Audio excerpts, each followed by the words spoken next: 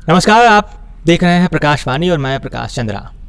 हमारे साथ मौजूद हैं अभी यहाँ के विधायक के प्रत्याशी के तौर पर खुद को निर्वाचित किए हुए माननीय, जिनका नाम है पुरुषोत्तम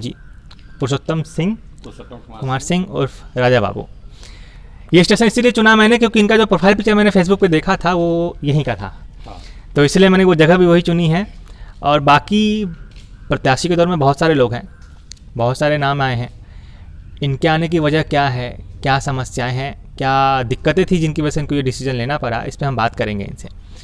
तो सीधे इन्हीं के पास चलते हैं और जानते हैं इनसे कि क्या ऐसा हुआ कि इनको विधायक के दौर में, सीधे चुनाव में जहाँ पे इतने बड़े बड़े नाम हैं, उसमें इनको आना पड़ा। तो सबसे पहले तो सर नमस्कार, आपका स्वागत है। नमस्कार। आप ये बताइए पहले कि सीधे सीधे बताते हैं कि परिचय तो हमने दे दिया कि इसमें चुनाव में उभरने का कारण क्या है? चुनाव में आने का कारण मेन यही है कि मैंने एक फोकस, अभी तक हैंडीकैप पर्सन जो है, दिव्यांग जो है, सो सिर्फ मैंने 400 रुपया महीना पाने वाला एक आदमी है, उससे सुनने वाला कोई नहीं है। अगर हमको सक्षम उपाय होगा तभी तो हम किसी मंत्री या विधायक या किसी अधिकारी के पास पहुंच पाएंगे। चुनाव जीतने के बाद सक्षम होंगे आप, अगर हारे तो हारेंगे तो फिर भी अभी हम अपने आप को उस ढंग से इस्टेब्लिश कर चुके हैं और उतने मैंने हम अब अपने आप को मैंने कर चुके, मजबूती दे चुके हैं कि हम उस लड़ाई को जो है आगे मैंने जिस स्तर तक होगा, जो भी कैपेसिटी है मेरा, उस लेवल पर हम उस लड़ाई को लड़ते रहेंगे। जिसकी भी समस्या हम लोग की जैसी है तो उस समस्या को जो हम बनाते रहेंगे। लालगंज में आप लड़ने जा रहे हैं चुनाव, लालगंज की समस्या बताइए पहले 5। लालगंज की 5 नहीं, 5 से ज़्यादा समस्याएं हैं। 5 मुख्य बता दीजिए। 5 मुख्य।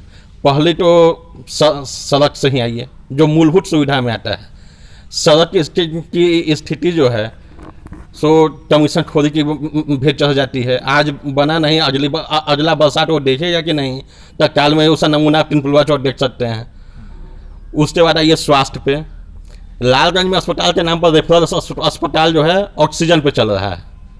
प्राथमिक स्वास्थ्य केंद्र जो मैंने खुला था इस ज़माने में, हम जिस समय बच्चा थे उस समय हमारे नज़दीक में कुसदे में, छोटी कुसदे में जो है एक मैंने प्राथमिक स्वास्थ्य केंद्र था। वहाँ पर एक डॉक्टर और एक एएनएम या एएनएम जो भी हो, उनका ड्यूटी डेली का मैंने लगता था। हम लोग बच्चा में जाते थे, वहाँ पर विटामिन का गोली मिलता था वगैरह वगैरह, वहाँ इंजेक्शन वगैरह वहाँ पर मिलता था। वो अब खंडहर बन चुका है। तो ये तो हमारे लोकल का हो गया। ऐसा जितना भी होगा प्राथमिक स्वास्थ्य मैंने केंद्र, हमको लगता है कि मैंने 90 का 100% का मैंने बंद ही होगा, सिवाय रेफरल अस्पताल का और कोई चालू नहीं है। और रेफरल अस्पताल भी ऑक्सीजन पे चल रहा है। शिक्षा व्यवस्था में देख लीजिए, शिक्षा व्यवस्था में सरकारी स्कूल का बस मैंने बच्चा सिर्फ खिचड़ी खाने ही जाता है। हमारे घर के जस्ट सटे हुए जो समझिए कि मैंने हमारा दीवार और स्कूल का दीवार सेम ही कर सकते हैं। हम डेली देख रहे हैं, टीचर लोग आएंगे, बैठेंगे, अपना मीटिंग चल रहा है, बच्चा उधर अपना चल रहा है। हम लोग के ज़माने में समय उसी स्कूल से हम भी पढ़े हैं। कहाँ की बात बता रहे हैं आप, कहाँ घर है आपका? मेरा घर जगन्नाथ वसंत हुआ और हम जगन्नाथ वसंत मिडिल स्कूल की बात कर रहे हैं। हम जिस समय उसमें पढ़ते थे उसमें हम लोग बोरा लेके घर से जाते थे बैठने के लिए। आज इंफ्रास्ट्रक्चर में मौजूद है, मैंने 2 मंजिला मकान बन गया और कई एक मकान बन गया।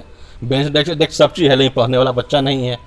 बच्चा अगर मैंने आ रहा है तो फिर टीचर नहीं है, क्योंकि सरकार का जितना भी फालतू काम है वो करने के लिए शिक्षक का काम पढ़ाने का छोड़ के बाकी सारा काम शिक्षक करेगा। जनगणना उसको करना है, गेहूँ उसको बांटना है, मैंने कलर का काम उसको करना है। शिक्षकों ने मुझे भी कहा था, इस पर बनेगी न्यूज़, मतलब लोगों ने कहा था कि शिक्षकों से काफ़ी काम करवाया जाता है, उनके काम के अलावा बाकी सारे काम करवाए जाते हैं। हाँ, पढ़ाने के अलावा बाकी सारा काम मैंने शिक्षकों से करवाया जाता है। तो पढ़ाई वहाँ पर 0 है।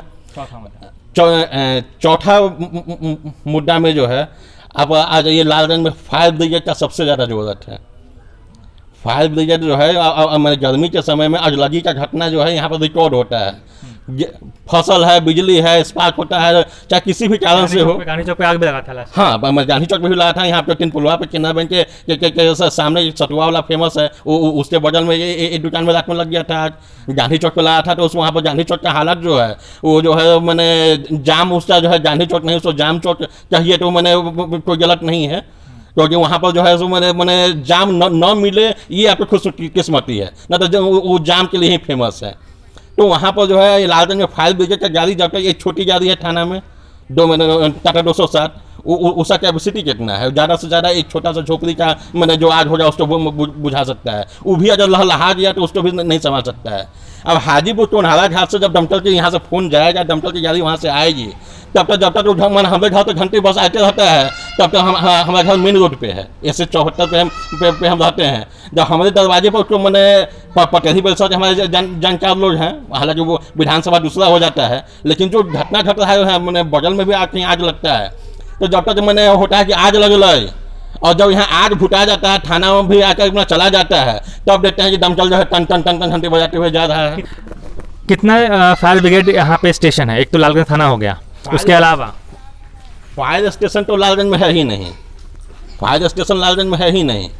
हाँ, मैंने अल्टरनेटिव के रूप में जो है सभी थानों में एक तो मैंने 260 मैंने छोटी जीप जो है फायर ब्रिगेड के नाम पर थमा दिया गया है कि कोई हल्ला हुआ तो उसमें लेके उसको दौड़ा दीजिए। ज़्यादातर फायर ब्रिगेड का गाड़ी जो है सो चुनाव के समय में हेलीकॉप्टर का जो धूल होता है, तो धूल ना उड़े तो वो उसी के इस्तेमाल में आता है। अच्छा, दूसरा मैंने वो फायर ब्रिगेड कोई काम का नहीं होता है। ये बढ़िया व्यंग है। जाम जो है सो लाइसेंसी है, इसका निदान जो है हमको लगता है कि अगले 15-20 साल में भी इसका निदान नहीं होगा। कारण है कि लोग कहते हैं कि मैंने आपको नक्शा पास करवा करके बनाना है घर, और नक्शा म्यूनसिपालिटी पास करती है, वो नक्शा किस ढंग से किस आधार पर पास कर देती है कि लोगों का घर जो है सो कि सड़क से सटके बने मार्केट में बन जा रहा है। अगर फ्री इलाके में बन रहा है तो ठीक है, नहीं मेन मार्केट में आप जो है सड़क में मैंने कि नाले में सटा के घर बना रहे हैं, उसके बाद में ठेला वाला, इसके लिए तो फिर कहीं ना कहीं लोग भी जिम्मेदार माने जाएंगे। हाँ, मैंने 100% लोग जिम्मेवार हैं। आप जो है सब मैंने कॉम्प्लेक्स बना ले रहे हैं और आपके पास पार्किंग का स्पेस नहीं है। अगला सवाल पूछने से पहले अपने दर्शकों को बताना चाहूँगा कि इनसे मिलने का प्रयोजन कुछ, क्योंकि ऑप्शन बहुत है, बड़े बड़े नेता के पीछे भी जा सकते हैं, पत्रकार जाते भी हैं, इनसे मिलने का खास प्रयोजन होता है कि ये दिव्यांग श्रेणी से आते हैं और चुनाव में खड़ा होने का मकसद भी है कि इनकी एक जो इनका सोशल मीडिया पोस्ट देकर लगता है कि काफ़ी लालगंज के लिए उत्सुक हैं कुछ भी चेंज बदलाव लाने के लिए। तो इनसे मिलने का कारण यही था कि ये कम से कम उन मुद्दों पे बात कर सकें, और जो इनका अपना एक अक्षमता कहेंगे उसको, या फिर भगवान का जो मर्जी कहिए, जो एक दिव्यांगता है उस पर वे बात रख सकें। इस पर मेरा अगला सवाल होगा कि आप जिस परिस्थिति में हैं, प्रधानमंत्री की तरफ से काफ़ी योजनाएं भी चल रही हैं, स्थानीय लोगों पर भी चला है, तो आपको इससे कितनी सुविधाएं मिल रही हैं और आप आगे क्या उम्मीद कर रहे हैं? बहुत अच्छा सवाल किए हैं प्रधानमंत्री से जुड़ी सुविधा का बात। इसका जिक्र हालांकि अभी हम करने वाले नहीं थे, लेकिन जब आप सवाल कर दिए हैं तो उसका भी जिक्र कर रहे हैं। सरकारी सहायता के रूप में अभी हमको जो है जब काफ़ी मशक्कत के बाद 400 का पेंशन मिलना शुरू हुआ। 400 रुपया? जी, एक मैंने शुरुआत तो मैंने उस समय 200 ही था, अभी 400 मिल रहा है। अभी तत्काल में मैंने 400 का महीना जो है। 1 GB डाटा का दाम 400 ज़्यादा पड़ता है महीने का। जियो का अगर लेंगे 3 महीने का, जियो का दाम 400 से ज़्यादा है, आप ये नोटिस कीजिएगा। हाँ, और ये जो ट्राई साइकिल है, तो इसे लेने के लिए पहले हमको ट्राई साइकिल खरीदना पड़ा। पटना मठनिया के वहाँ से हम 4,500 में ट्राई साइकिल खरीदे, और उस ट्राई साइकिल से जब हम प्रखंड मैंने कार्यालय में दौरा किए, तो उसके बाद में हमको जो है 1.5 साल दौड़ने के बाद हमको ये साइकिल मिला। अब आप प्रखंड कार्यालय में बीडीओ साहब कहते हैं कि इसे ऐसे नहीं मिलेगा, मुखिया से साइन करवाइए, सचिव से साइन करवाइए, तब यहाँ जमा कीजिए। जब प्रखंड अधिकारी, विकास अधिकारी के पास हम सामने में खड़े हैं, हम अपना सर्टिफिकेट आपको प्रोड्यूस कर रहे हैं, उसके बावजूद भी आप कहते हैं कि आप नहीं, सचिव और मुखिया से ही साइन करवाइए।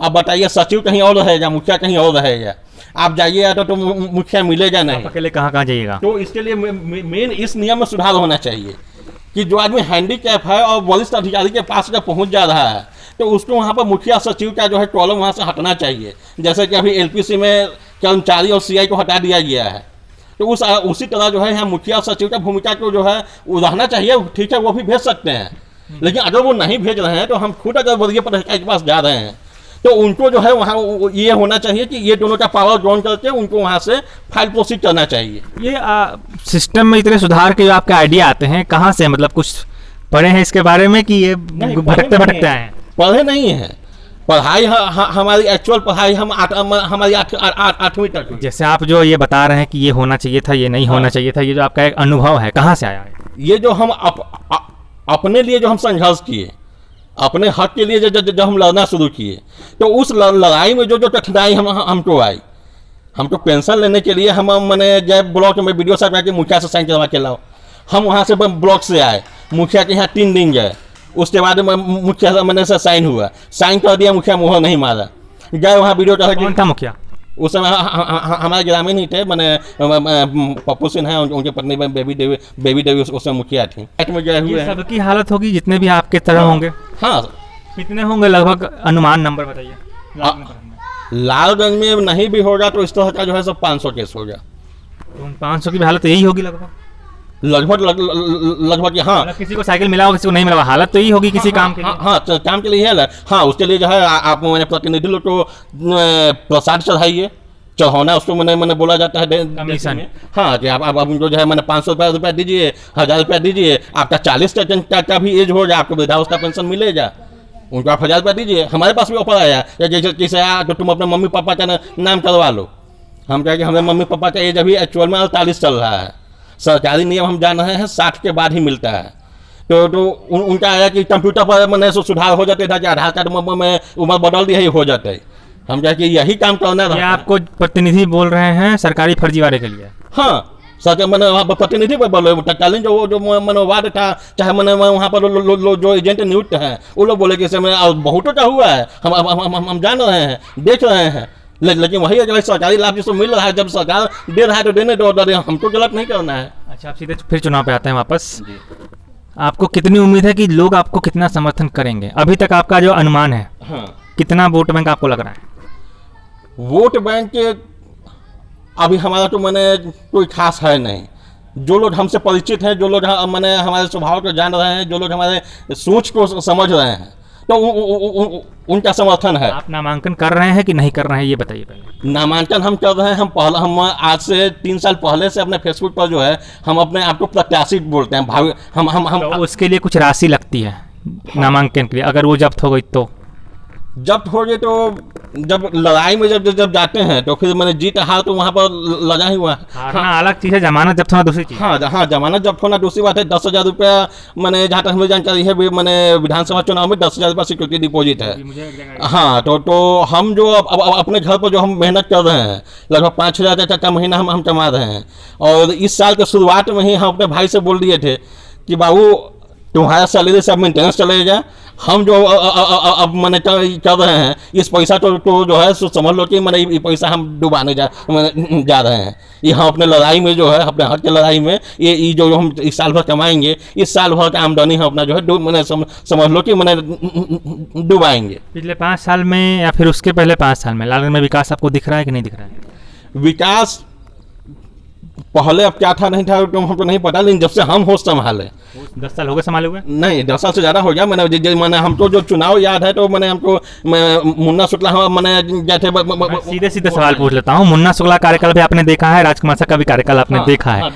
आप ये बताइए कि उसमें आपको किसका कार्यकाल बेहतर लगता है, और दोनों में खराबी तभी आप आ रहे हैं? हाँ, तो दोनों बताइए। पहले तो बताइए कि दोनों में से किसका कार्यकाल बेहतर था, और अब आप उसमें क्या कमी देख रहे हैं कि आप खुद आ रहे हैं दोनों विकल्पों को छांट के? मुन्ना शुक्ला का जो पहला कार्यकाल था वो सुपीरियर था। पहली बार जब वो विधायक बने अच्छा काम हुआ, लालगंज का ग्रोथ बहुत तेजी में हुआ था। लेकिन उसके बाद जो है स्पीड दूसरे कार्यकाल में स्पीड डाउन हुआ। राजकुमार शाह का तो मैं सर्वविदित है, बताइए। नहीं है, कुछ नहीं है, कहीं आपको दिखेगा नहीं। आप लोगों को क्या उम्मीद देना चाहते हैं अपने दावेदारी के माध्यम से? क्या उम्मीद करें लोग आप?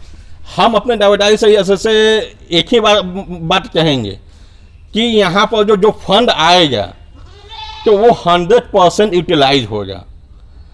सीधी सी बात है कि आज मैंने जो भी लोग सामाजिक कार्यकर्ता बन के घूम रहे हैं, न मैंने चिवड़ा बांट रहे हैं, मिठ्ठा बांट रहे हैं, ये क्यों बांट रहे हैं? आज बाहर जो है चुनाव के समय आया है, चुनाव के समय आया है, इसलिए लोग चूड़ा बांट रहे हैं, मिठ्ठा बांट रहे हैं, तिरपाल बांट रहे हैं, नाव घुमा रहे हैं, बहुत तरह का बात चल रहा है।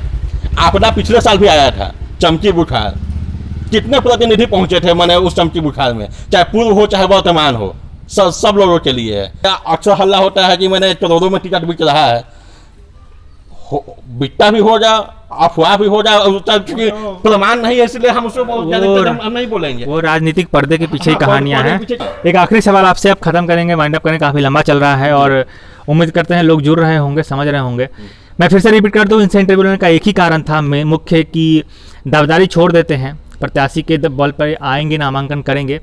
मेन मुद्दा था कि एक युवा होने के नाते, एक स्टूडेंट होने के नाते और एक लालगंज की समस्याओं को देखते हुए, खासकर जो दिव्यांग लोग हैं उनकी तरफ से कोई तो है आवाज़ निकल के बोला, वरना गिनती नहीं होती है लोकतंत्र में, खासकर कुछ कैटेगरी की।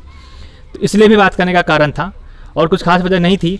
बाकी बहुत सारी बातें उन्होंने बताई हैं। तो एक आखिरी सवाल आपसे चलते चलते यही पूछना चाहेंगे कि चुनाव जो जिस तरह का हो रहा है इस बार लालगंज में होगा, 2 से 3 नाम आ रहे हैं जो जम के आएंगे सामने, जो 3 पार्टी से आएंगे, सीधी सीधी बात, राजद, लोजपा अगर अलग होती है तो, और नहीं तो एक निर्दलीय जिसका नाम है। आपको उस भीड़ में क्या लग रहा है कि लोग वोट भी देते हैं, कुछ वोट हज़ार, मान लो कि 1000 वोट आ भी गए, अगर कुछ 1000, उसके दम पे आपका आगे का स्टेप क्या? आपको वोट आ गया, नतीजा आ गया, सब आ गया, आगे फिर चुनाव के बाद आप क्या करेंगे? फिर घर बैठ जाएंगे कि कुछ आगे फिर करना है? चुनाव के बाद भी जो है सब बैठने की बात नहीं है। जहाँ तक मेरी शक्ति काम करेगी, जहाँ तक हम पहुँच पाएंगे, वहाँ तक हम सब मैंने मुद्दे को हम उठाते रहेंगे और उसके लिए सरकार के पास अपील कर मैंने करते रहेंगे। अभी भी जो लोग हमारे पास आते हैं ना, हम लोगों के पास ना, चूँकि हमारा देख ही रहे, हम तय से चलते हैं लंबी दूरी। अभी हमारे पास बैंक बैलेंस है नहीं, ना हमारे पास मैंने 4 व्हीलर है कि हम ले जाके मैंने घूमे। तो हमारे पास जिन लोगों का समस्या आता है उनका सही प्लेटफॉर्म पर जो अपील होता है, कई लोग रहा केसीसी का समस्या था, बैंक नहीं दे रहा था, हमने उससे सही प्लेटफॉर्म पर अपील किया, बैंक उनको घर से बुला करके दिया। कुछ कुछ लोगों का पीएम किसान का भी पैसा रुका हुआ था, उसके लिए भी हम प्लेटफॉर्म पर डालें। अंतिम में हम एक चीज़ मन में मेन कहें कि अगर हम जो जीतते हैं, हालांकि वो अभी वर्तमान परिदृश्य में वो चीज़ कहीं दिखेगा नहीं, लेकिन ये जो हमारी जो मैंने सोच है, तो हम ये चाहेंगे कि यहाँ पर जो भी सड़क हो, तो सड़क वैसा बने कि सालों भर हमारे जैसा आदमी इस साइकिल से उस सड़क पर आसानी से चल सके। अब अभी हम तिनपुला सड़क का मुद्दा कुछ दिन पहले भी उठाए थे, कई बार उठाए थे। बीच में मैंने चाहे जिस माध्यम से हो, वहाँ पर गिट्टी पत्थर गिराया गया, भरा गया, 2-3 दिन वो बरोबर रहा। अभी फिर देखिए फिर पूर्ववत स्थिति है। तो हम चाहते हैं कि सड़क उस तरह का बने जिस पर कि हमारे जैसा आदमी जो है इस साइकिल से बिना किसी के सपोर्ट का वो फराटे से चल सके। हॉस्पिटल उस लेवल का हो कि हमारे जैसा आदमी जो हॉस्पिटल में पहुंचता है तो उसको जो है सब काउंटर मैंने घूमने में समस्या ना आए, वो वहाँ जाए और उसको सिंगल विंडो जो है सहूलियत मुहैया हो। अगर हम किसी दर्द इलाज के लिए जाते हैं, अगर वहाँ पहुँचते हैं तो हमारा समुचित वहाँ पर जो है निदान हो। तो ये थी हमारी बातचीत। लालगंज में खासकर सरकार की और जो वर्तमान या पूर्व लोग हैं, नियोजित लोग, निर्वाचित लोग, उनकी व्यवस्था से त्रस्त एक आदमी चुनाव में खड़ा होता है, लोगों से अपील करता है वोट देने की। लोग देंगे कि नहीं देंगे वो उनकी मर्जी है, लेकिन फिर भी एक अपील करता है, हिम्मत दिखाता है कि हाँ कुछ बदल सकता है, कुछ लोग की आवाज़ बन सकते हैं, जो समस्या है उसको सामने रख सकता है। मैं इनसे बात हुई थी कैमरे से पहले, तो रिपीट कर दूँ क्योंकि समय ख़त्म हो रहा है। इन्होंने कहा था कि भगत सिंह से इंस्पायर्ड है। भगत सिंह से इंस्पायर उस मामले में कि भगत सिंह ने कहा था कि भैरों को सुनाने के लिए धमाके की ज़रूरत होती है। कुछ वही एजेंडा है, वही तैयारी है कि कम से कम लोग चुने ना चुने सुने तो, ताकि आने वाली पीढ़ी आवाज़ उठा सके और आगे कुछ अच्छा हो। देखते रहिए हमारे साथ, चैनल को सब्सक्राइब कीजिए, लाइक कीजिए और शेयर कीजिए वीडियो को। और फिर मिलते हैं अगली बार किसी और हस्ती के साथ। नमस्कार।